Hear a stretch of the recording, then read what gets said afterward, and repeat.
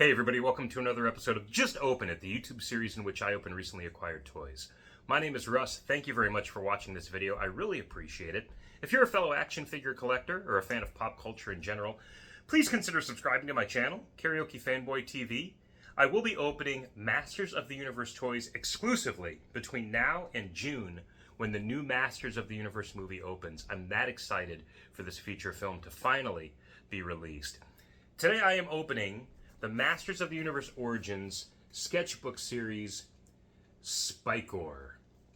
Spikor is seen in the Masters of the Universe feature film trailer very briefly, obviously not in this incarnation. Spikor is usually a purple pig-faced character covered in spikes. Obviously he's meant to be like a porcupine, but that snout could easily be mistaken for, especially with this colorway, like a warthog or something. I don't know if we've ever overtly heard him described as a porcupine, but I would think that's what he is, right? What's so crazy about these Sketchbook Series figures to me is that they're at retail, and they're inside baseball too. Before I tear this open completely, just the beautiful box art. That's the traditional purple Spikor that I was talking about. And then you put that in contrast to this more brown or beige character here. That again, just, to me, comes off like a warthog, right? But it's so bizarre that this inside baseball stuff, these designs that are based on original sketches before the final development stages that became those original action figures, right? It didn't occur to me as a kid that there would be somebody like the super talented Mark Taylor, and there's his version of Castle Grayskull. There's the initial version of Beastman, I believe, back there. I think he was just called Red Beast or something like that. Like, that these are going to retail is what I keep trying to say.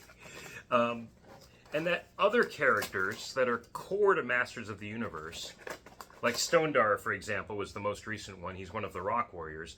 That's a mainline Masters of the Universe character. We're getting him as he appeared in that original series, but exclusively online. It seems backwards, doesn't it? It seems like these Sketchbook Series figures are the ones that should be online for an adult collector, and that characters like Stondar should be on pegs at retail so that a younger audience could possibly discover them, collect them, and buy into this franchise, which will soon have a feature-length movie. I don't know if kids can grasp the concept. I don't know if I would have at 6, 7, 8 years old of what a Sketchbook Series character is compared to the mainstream or the final version. The fact that this Spikor could theoretically be on pegs or would have just been at the store when the new Masters of the Universe movie comes out, and this guy looks nothing like that Spikor that's going to be in that movie, it just seems like brand confusion and a missed opportunity. These guys should be online. The guys online should be at the stores. But I digress, and let's get into Spikor.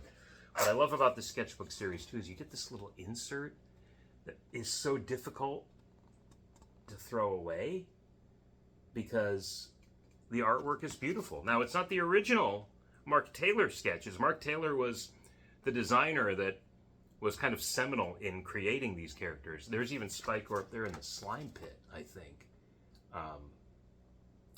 That's pretty crazy. That's pretty cool.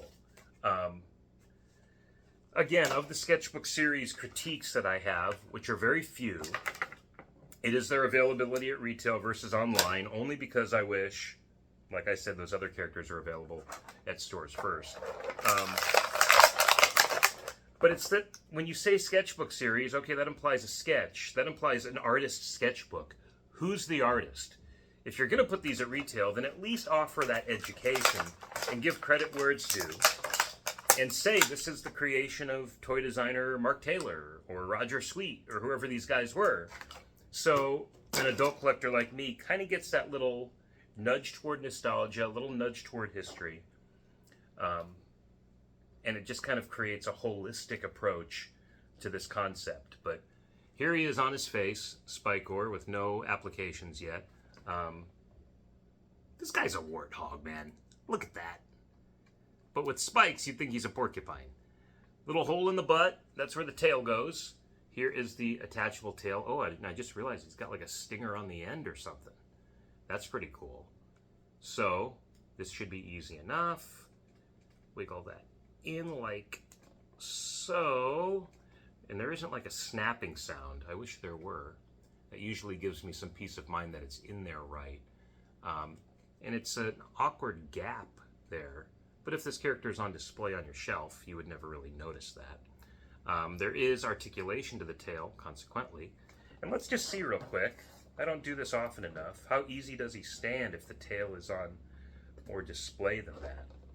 This isn't the most stable table, but if the tail's down, obviously, he stands great. If the tail is up a little bit, then that weight isn't distributed evenly enough.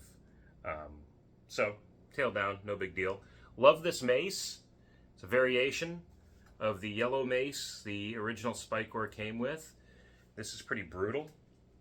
And then you have this trident, which, again, the original Spikor had in place of one of his hands. It was almost piratey that he had this trident that maybe shot lasers? I'm not sure.